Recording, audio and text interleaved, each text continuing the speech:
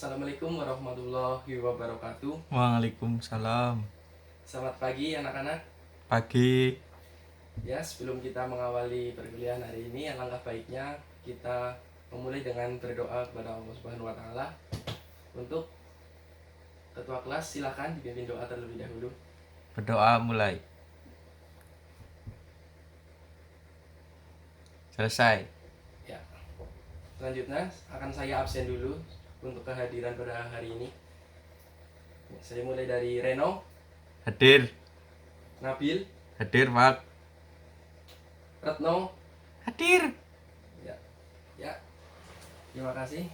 Alhamdulillah pada pagi hari ini kita masih diberi sebuah hidayah oleh Allah Subhanahu wa taala sehingga dapat kita bertatap muka untuk pelajaran hari ini. Untuk pagi hari ini kita akan belajar tentang PHBS. Sebelumnya, ada yang tahu apa itu PHBS? Belum, Pak. Ya. Nanti kita akan belajar bersama di sini. PHBS itu sendiri adalah pola hidup bersih dan sehat. Mengapa penting kita harus menjaga kesehatan kita?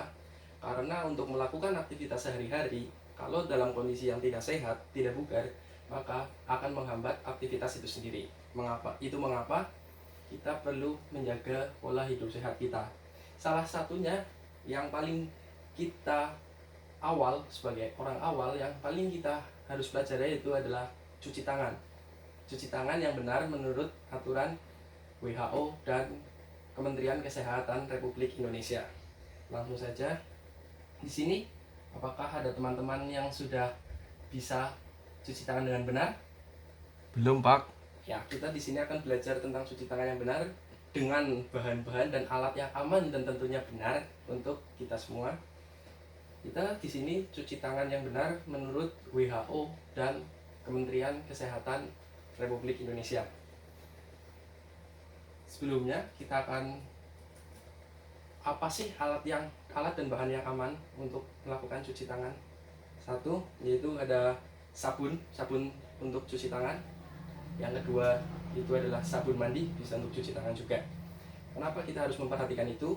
Karena pada saat cuci tangan banyak pemakaian di sini, sehingga apabila kita menggunakan alat dan bahan yang salah akan merugikan kita sendiri. Dan jangan lupa ada air yang mengalir. Ya, langsung saja untuk melangkah ke materi inti, tahap-tahap cuci tangan yang benar menurut WHO dan Kemenkes RI. Yang pertama, cuci tangan yang benar yang pertama yaitu dengan air yang mengalir. Kenapa harus air yang mengalir? Karena apabila air yang tidak mengalir akan mengenang, dan kuman-kuman yang tadinya sudah kita bersihkan akan kembali lagi ke tangan kita.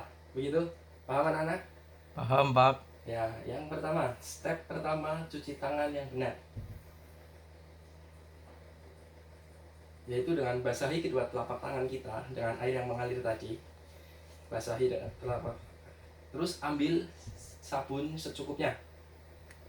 Lalu kita menggosok kedua telapak tangan kita. Jadi kita ambil sabun dulu, kita gosokkan secukupnya, nggak usah terlalu lama juga.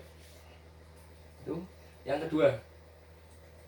Yang kedua itu usap dan gosok kedua punggung tangan secara bergantian. Punggung tangan, ini punggung tangan ya, kita gosok secara bergantian seperti ini. Ya, seperti itu, Dedek. Terima kasih. Dilakukan secara berkali-kali sampai dirasa sudah bersih. Yang ketiga itu masukkan jari-jari kita di sela jari-jari yang lain seperti ini, dimasukkan. Terus kita cuci dengan air yang mengalir. Kita cuci secukupnya hingga semua bagian-bagian celah-celah yang sangat sempit di sini terkena sabun, sehingga kuman-kuman nanti akan hilang. Kita cuci terus sambil dipraktekkan ya, Adik. Nggih, Pak.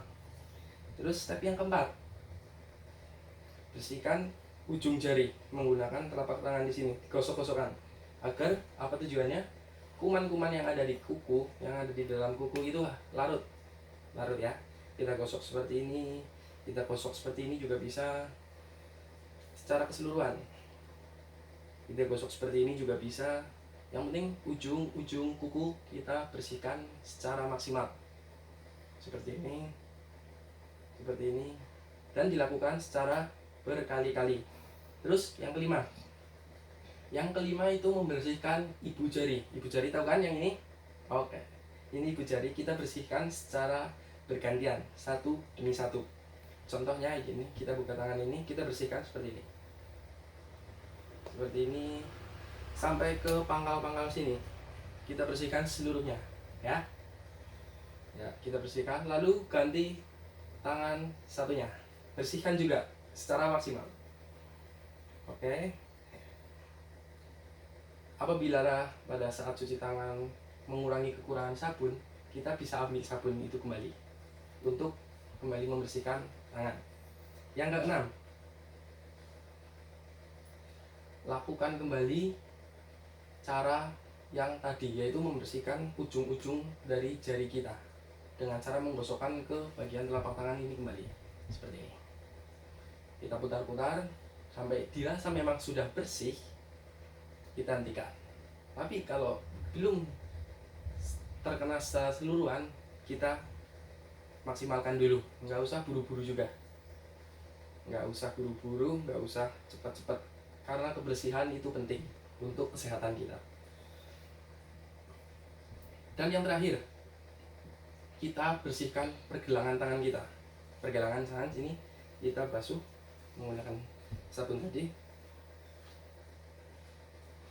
Ya, terus gini.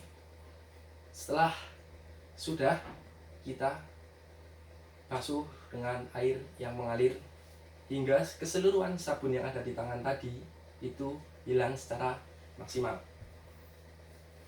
Bersihkan terus seperti ini. Terus kita tutup bagian dari tuas keran itu menggunakan siku. Jadi ini misal ini kan kita pakai siku, kita tutup seret gitu, untuk menghindari kuman, karena di tuas itu pasti masih ada sedikit kuman.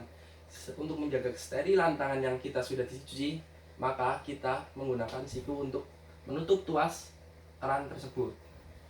Setelah ditutup, carilah kain atau tisu atau sebagainya yang dapat untuk mengeringkan tangan, dengan catatan kain atau tisu tersebut dalam keadaan kering dan bersih tanpa ada kotoran. Seperti misalnya ini, bersihkan saja di sini secara maksimal ya. Oke. Yang kedua, setelah kita mencuci tangan, barulah kita mulai aktivitas. Kenapa itu penting cuci tangan? Karena pada saat melakukan aktivitas, kita banyak sekali menggunakan tangan ini sebagai medianya. Contoh saja, kita makan biasanya kan kita makan tidak menggunakan sendok. Lah itu apabila tidak didahului dengan cuci tangan, pasti banyak kuman yang menempel di tangan kita, sehingga pada saat kita makan, memasukkan makanan ke dalam mulut kita, itu kuman pun ikut masuk, sehingga apa jadinya nanti kita akan sakit diare, mungkin sakit perut yang lain, atau mungkin makanan yang kita dimasukkan mengandung banyak hal yang lebih membahayakan daripada hanya sakit perut. Begitu. Apakah dari teman-teman bisa dimengerti? Insya Allah Pak. Ya, untuk selanjutnya kita masuk ke sesi tanya jawab. Silakan, mungkin dari teman-teman atau anak-anak ada yang akan mengajukan pertanyaan. Oh ya, mungkin silakan. Pertanyaannya apa? Pak, Ya. bila cuci tangan dengan sabun cuci atau sabun buat mobil itu boleh nggak Pak? Sebaiknya hindari sabun-sabun atau bahan-bahan yang akan membahayakan kita dalam cuci tangan. Kita bisa menggunakan sabun mandi, sabun cuci tangan gitu. Dan hindari seperti, apalagi sabun mandi itu sangat bagus. Kalau sabun untuk kendaraan itu nggak bisa, itu kurang berkenan untuk dilakukan cuci tangan. Apalagi sabun colek yang untuk nyuci itu kenapa nggak bisa? Itu misal kita pakai sabun colek itu kan panas ya, sabun cuci pakaian kan ada sedikit panasnya, itu akan membuat tangan kita iritasi, tangan kita dalam kondisi sehat malah mungkin bisa akan ada luka-luka di sini karena panasnya itu gitu. Jadi menggunakan sabun mandi, sabun cuci tangan itu lebih baik dalam penggunaannya. Karena apa? Karena untuk menjaga kesterilan tangan gitu, dan juga untuk kesehatan kita sendiri. Jadi gunakanlah bahan-bahan yang dianjurkan dan yang tidak mengandung reaksi negatif pada diri kita sendiri untuk menjaga kesehatan. Gitu. Bisa dipahami? Bisa, Wak. Ya. Untuk selanjutnya kita akan melakukan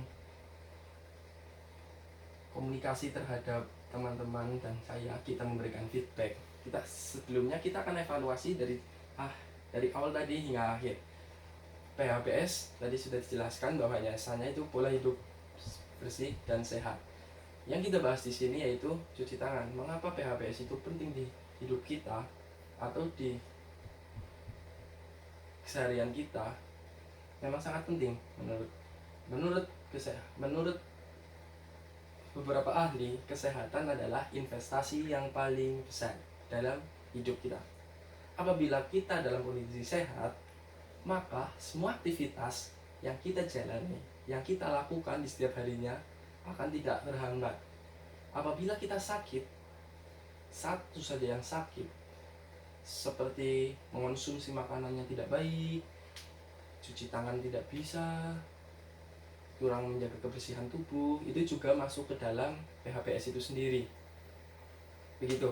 Untuk PHBS sendiri, kita bisa menjaganya mulai dari lingkungan kita. Seperti itu. Apakah bisa dipahami teman-teman? Bisa, Wak. Ya, mungkin sedikit materi dari saya tentang apa itu PHBS, tentang apa itu pentingnya PHBS.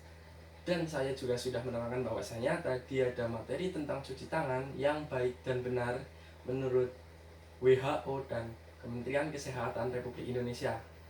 Dengan cara cuci tangan saja itu sudah mulai kita menjaga diri kita dari serangan berbagai penyakit.